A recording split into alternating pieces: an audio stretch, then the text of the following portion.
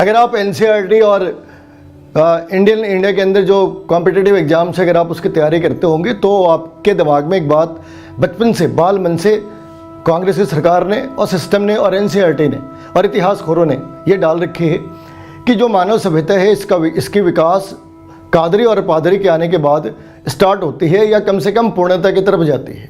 उसके पहले मनुष्य भी जो था वो एक जंगली जीव था, उसके अलावा कुछ भी नहीं था, जंगलों में रहता था, घर वगैरह जैसे कोई चीज़ थी नहीं। ये विकिपीडिया का पेज है। विकिपीडिया क्या कहता है कि classical music, Indian classical music Vedas के अंदर है।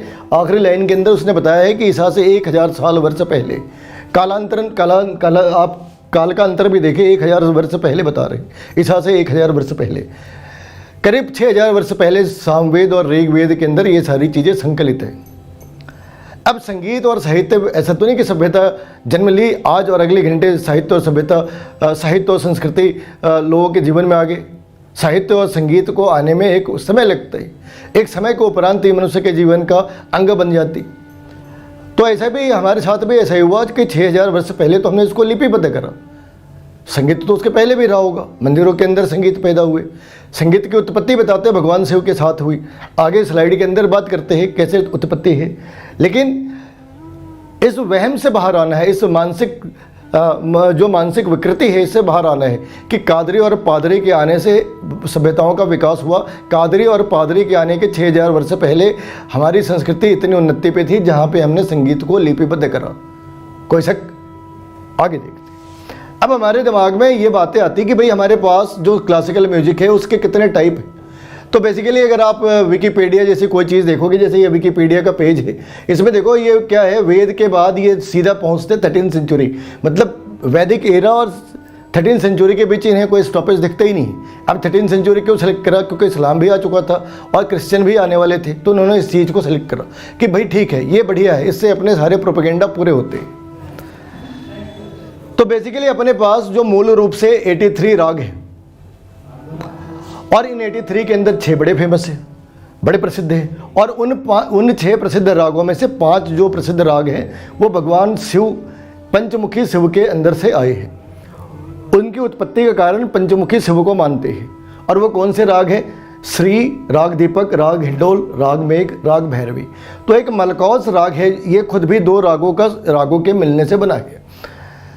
आप इसमें कहीं कोई इस्लामिक नोमेनक्लेचर नहीं देख सकते, इसके अंदर कहीं कोई क्रिश्चियन की जो क्योंकि तब तो क्रिश्चियन पैदा भी नहीं हुए थे और उनके जो पूर्वज थे वो जंगलों में या तो पत्ते लपेट के घूम रहे होंगे या फिर नंगे घूम रहे होंगे।